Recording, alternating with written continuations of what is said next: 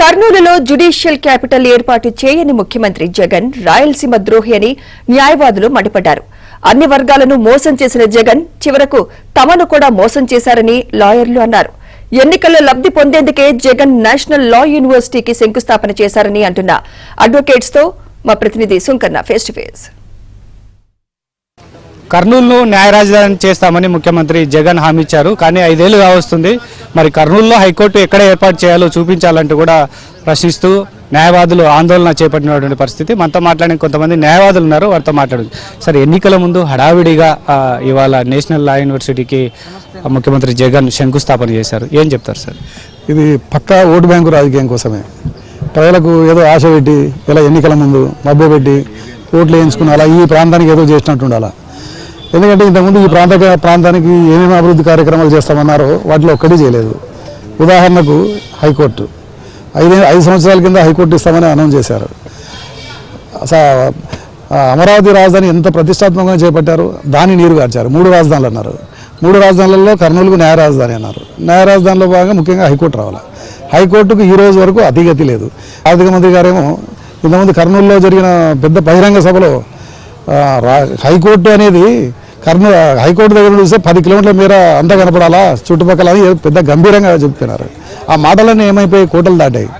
ఏది ఈ ప్రాంతానికి అభివృద్ధి చేయాలని చిత్తశుద్ధి ఈ పార్టీకి అసలు లేదు. అంతా మోసపూరితమైన వాగ్దానాలు, మోసపూరితమైన చర్యలు ఈ పార్టీ. టెక్నికల్గా నేషనల్ లా యూనివర్సిటీ ఏర్పాటుకు అదేవిధంగా హైకోర్టు ఏర్పాటుకు సాధ్యమేనా సార్? ఒక్కసారి అంటే మన ప్రొసీజరల్ ఆస్పెక్ట్ లేకపోతే మామూలుగా ఒక లా యూనివర్సిటీ స్టార్ట్ చేయాలంటే నేషనల్ బార్ కౌన్సిల్ పర్మిషన్ ఉండాలా, హైకోర్టు బార్ కౌన్సిల్ పర్మిషన్ ఉండాలా, లోకల్ లా యూనివర్సిటీ ఏదైతే ఉంటుందో నేషనల్ లా స్థాయిలో ఇప్పుడు 13 కాలేజీలు నేషనల్ లా స్కూల్స్ ఉన్నాయి.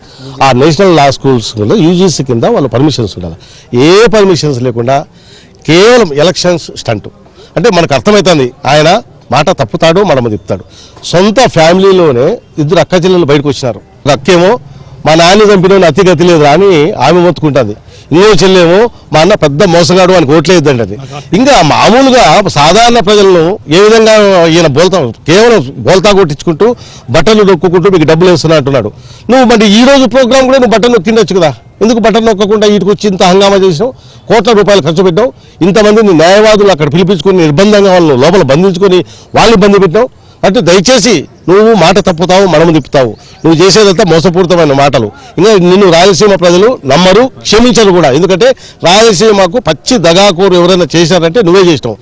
సంపద సృష్టికర్త చంద్రబాబు గారు ఈరోజు దేశంలోనే సంపదను అంటే ప్రతిదీ ఆయన సృష్టిస్తే నువ్వు దాన్ని వినాశనం చేస్తూ వస్తున్నావు. మరి 5 ఏళ్ళు సీఎం అయ్యాను, కనీసం హైకోర్టు పునాదులన్నీ వేసినావా?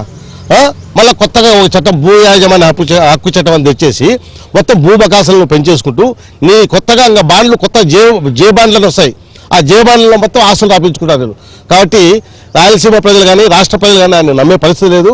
ఎందుకంటే ఇంకా 2-3 రోజులు నోటిఫికేషన్ వస్తుంది. నోటిఫికేషన్ లోపల ఇది షో ఆఫ్ చేయాలా అంటే అది కేవలం షో ఆఫ్ తప్ప దీనికి అంతకు మించి ఏం లేదు. రాయలసీమ ప్రజలంతా ఇది గమనిస్తున్నారు. ఖచ్చితంగా ఈసారి ఆయన చిత్తగా ఓడిస్తారు. ఈ జగన్మోహన్ రెడ్డి గారు అబద్ధపు ముఖ్యమంత్రి. ఆయన ఈ రాష్ట్రంలోనే ఎవరైనా చూడండి, మీరు ఆన్లైన్లో గూగుల్లో సెర్చ్ చేయండి, హూ ఈజ్ 420 సీఎం అంటే వైఎస్ జగన్మోహన్ రెడ్డి అని వస్తుంది. ఎందుకంటే రాష్ట్ర ప్రజలను మోసం చేసినట్టు తండ్రిని అడ్డపెట్టుకొని తర్వాత ఈయన అధికారంలోకి వచ్చి ఈయన కూడా లిక్కరు మాఫియా మైనింగ్ అంతా చేసి నాశనం చేసినాడు. లాస్ట్కి మేము కూడా దొరికినాం, న్యాయవాదులం కూడా మోసపోయినాం.